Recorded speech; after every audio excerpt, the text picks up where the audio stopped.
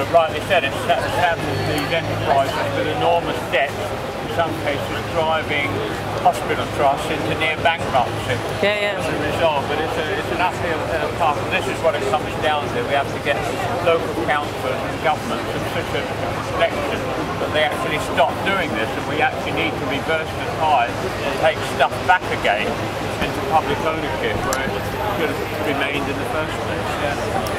That's the latest bit of double speak. Sorry?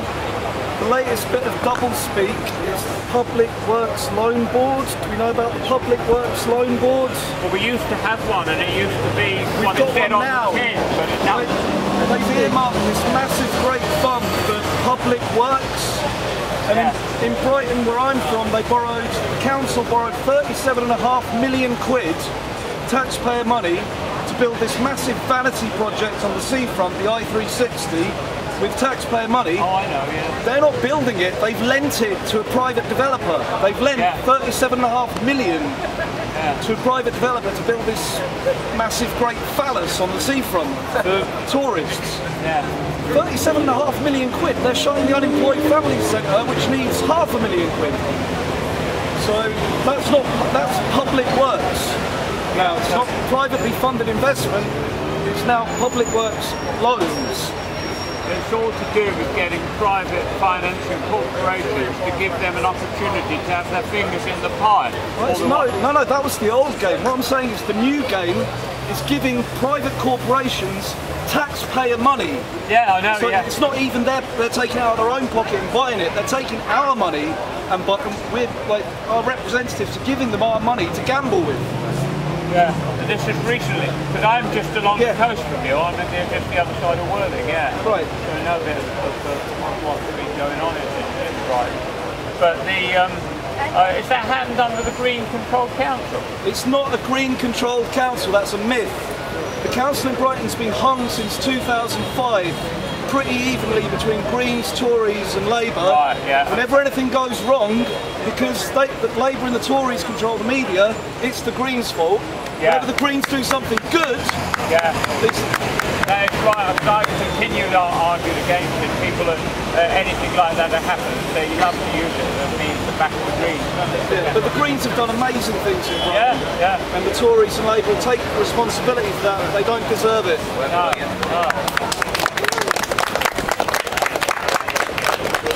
Activist vote, Greens, excellent. Anyway, anyone else got questions?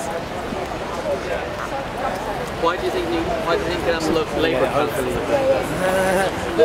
It's the only game in town, and I mean, I think what you raised about Elephant and Castle, basically the demolition of big council estates all over London is another aspect of this process of privatisation that I didn't have time to go into, but basically there must be at least 10 big estates across London at the moment. The Haygate, West Kensington and Gibbs Green in Earls Court, Carpenter's Estate in Newham,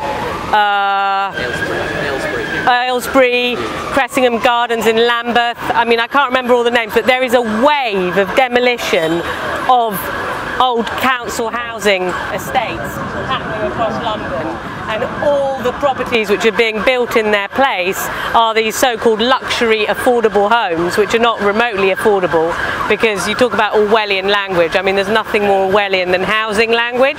Affordable homes now means up to 80% of market rent, so it's not remotely affordable. But yeah, but your question is why are councils all over London? Labour, well, Labour, I mean, you know, who thought Labour was a remotely progressive party? I'm sorry, you might be part of...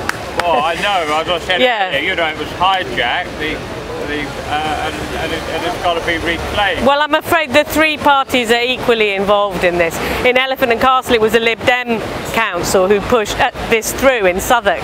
I think it might be Labour now, but yeah.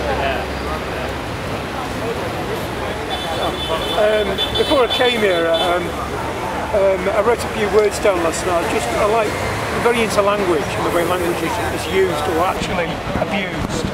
And of course, the word Parliament comes from the parlay to speak.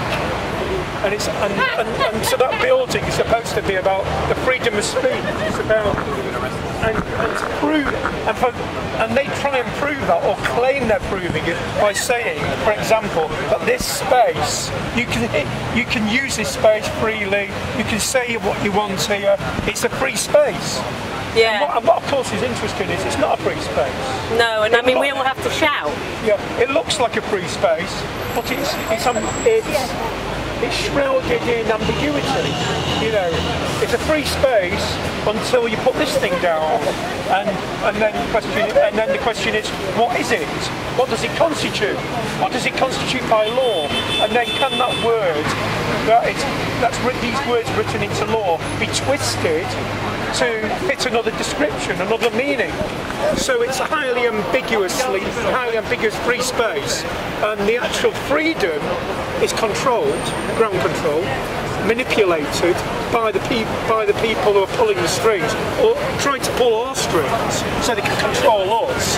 And really what we have to do is we have to crack that illusion of freedom, expose it, so actually this place, Parliament, becomes a place where people are properly represented. Yeah. Isn't that what we've done this week? We've proven that it's not free. Yeah. We've proven that you can't have a placard here freely. We've proven you can't sit on a piece of plastic freely. We've proven you can't have a microphone freely. All the freedoms that they have in Hong Kong under communism, we have proven this week that cage shows that we don't have those freedoms. That in communist Hong Kong, they have more freedom to protest than we have in the square. That's why I think what we've done has been hugely important. Hugely important what we've done this week.